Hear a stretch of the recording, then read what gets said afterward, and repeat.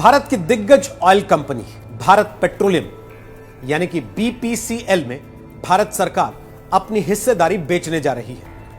हालांकि कोरोना के संकट की वजह से सरकार को इसकी बोली लगाने की तारीख कम से कम 4 बार अब तक बढ़ानी पड़ गई। बीपीसीएल में भारत सरकार की हिस्सेदारी 52.98 यानी कि लगभग 53% है।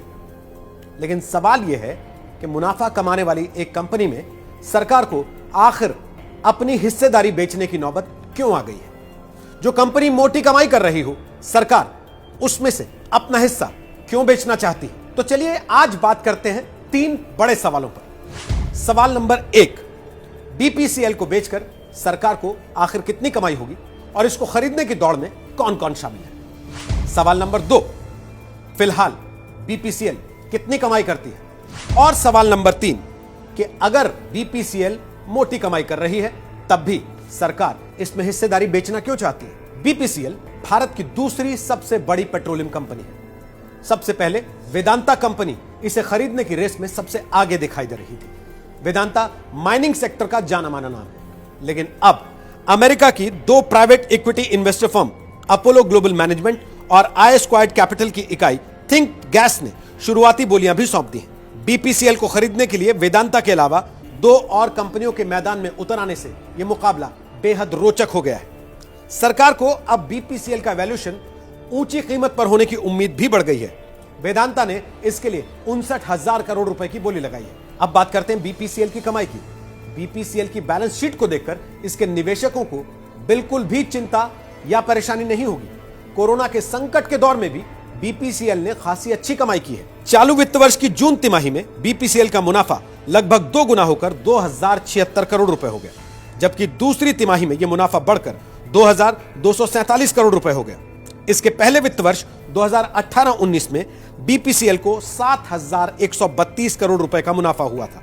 एक अनुमान के मुताबिक बीपीसीएल सालाना लगभग 8000 करोड़ रुपए का मुनाफा कमाती है। बीपीसीएल के खरीदार को 64,200 करोड़ रुपए से लेकर 97,600 करोड़ रुपए तक की जरूरत पड़ेगी। अब बात सबसे अहम सवाल की, आखिर इतना मुनाफा कमाने वाली कंपनी को सरकार बेच क्यों देना चाहती है? दरअसल केंद्र सरकार ने चालू वित्त वर्ष 2020-21 में अलग अलग कंपनियों में अपनी हिस्सेदारी को बेचकर 2.10 लाख करोड़ रुपए अर्जित करने का लक्ष्य रखा है।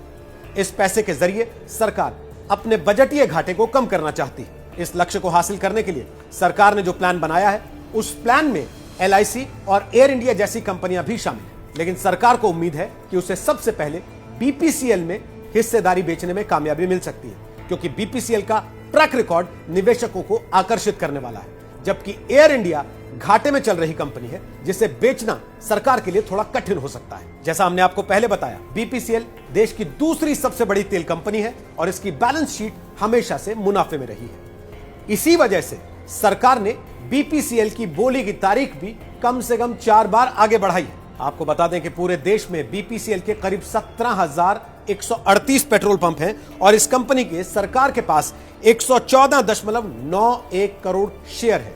एक बात और जो सरकार ने पहले ही साफ कर दी है कि बीपीसीएल के रणनीतिक खरीदार को कंपनी का प्रबंधन नियंत्रण भी ट्रांसफर किया जाएगा, यानी कि कंपनी का मालिकाना हक भी खरीदार के पास चला जाएगा। तो यह है वो वजह जिसके चलते सरकार फायदे में होने के बावजूद बीपीसीएल को बेचना चाहती है।